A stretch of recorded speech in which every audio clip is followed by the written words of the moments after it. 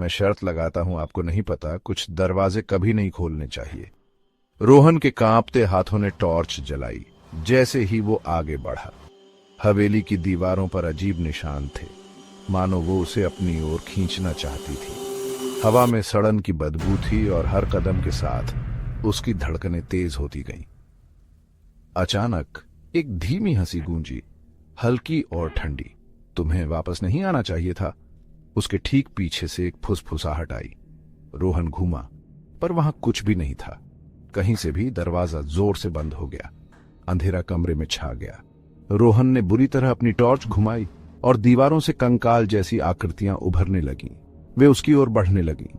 उनकी आंखें काले गड्ढे थीं और उनके मुंह से भयानक आवाजें आ रही थीं। रोहन ने दीवारों पर हाथ फेरकर रास्ता ढूंढने की कोशिश की।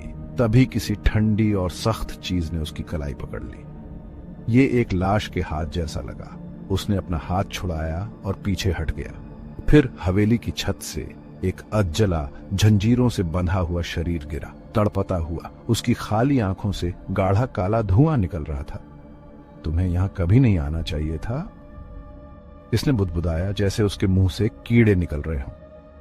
रोहन ने अपने कान बंद कर लिए और आंखें भींच लीं। फिर उसने उसे देखा।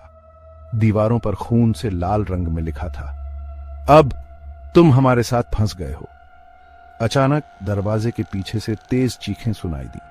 रोहन ने पूरी ताकत से दरवाजे पर लात मारी, लेकिन वो हिला तक नहीं। उसने कदमों की आवाज सुनी, छोटे कदम, जैसे कोई बच्चा दौड़ रहा हो। तभी एक छोटे से हाथ ने उसके पैंट को पकड़ लिया। रोहन ने नीचे देखा तो एक बच्चा दिखा, जिसका आधा चेहरा सड़ा हुआ था, आंखें सड़ चुकी थीं और जबड़ा लटका हुआ था।